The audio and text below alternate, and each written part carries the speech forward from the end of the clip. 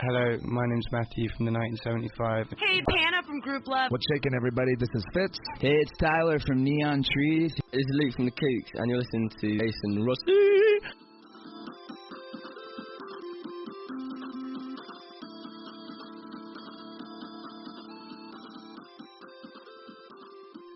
Super excited for today's 929 podcast. I am your host, the music know-it-all, Jason Rossi, and on the phone with me is Mark Hoppus of Blink-182. Mark, what's it like to be Mark Hoppus right now?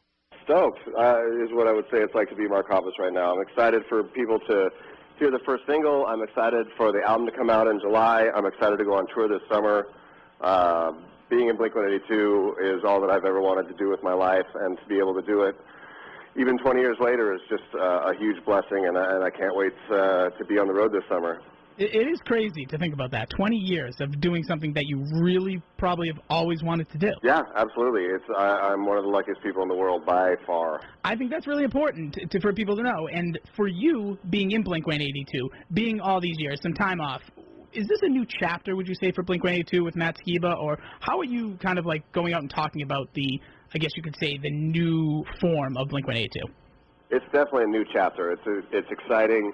Matt has such a great energy. He's so talented. His voice is so earnest. I don't know.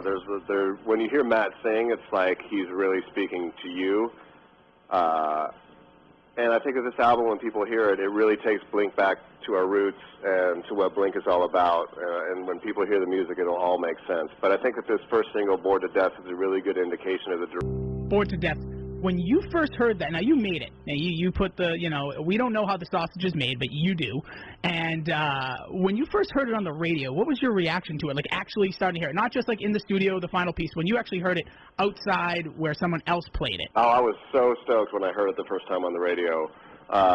It was one of the first times I was able to listen to it just as a listener and not as a member of the band trying to critique it or think, is the harmony loud enough, or is it trying to pick the song apart and improve it.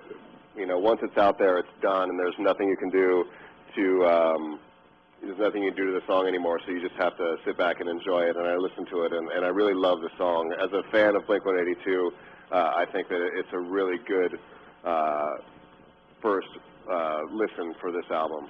No, totally. And working in radio, there's very few bands nowadays that get that auto ad, as we call it in the industry. And when Blink-182 puts out a song, man, there was like a fire drill going on around here. Oh, cool. Thank you very much. I appreciate you saying that. Yeah, we love it. You said being a listener like me and a fan, which I heard this song and I kind of get what you're saying, but to be a member of the band, knowing you have Matt, knowing you have Travis, what was that like to record a song of this, and what is the song really about? It was actually the first song that we wrote when we got into the studio with John Feldman. We'd been writing songs for 4 months prior to that, and we thought that we would go into the studio with John and maybe work on a song or two with him as a producer to see, what direction he would push us in. And that first day we wrote 2 songs from scratch and just continued at this huge pace and ended up writing 2 albums worth of material with John in a matter of months. And the creative energy was just really strong, and everybody was really committed and dedicated, and it was long hours in the studio. Really fulfilling. I think that when people hear this, it goes back to what Blink-182 is all about. The question that has just really been on my mind, a few people that were, we tweet out that we're talking to you, and everyone, drops their pants. And the question everyone wants to know, was there ever a debate on changing the name of the band with Matt? We talked about it, but we really felt like this is Blink-182, and we really kept true to the spirit of what the band is. And Matt is a new player coming in, and he's really stepped up to a very difficult challenge in a really classy manner, stepping into some difficult shoes to fill and being respectful of that, but also standing up for himself and making a name for himself in the band. It is a delicate situation, and I think he's done really well. No, I completely agree, because obviously in 1996, social media was not even a thought in anybody's mind. 2016, everyone has an opinion. Everyone can put it out there. Everyone can say what they like, dislike about you, the band, Matt, Travis, whatever it may be. And it's got to be tough to do these things, because you have so many fans that have grown up with the original 3, and very few bands, especially these days, are a band that all 3 members' names.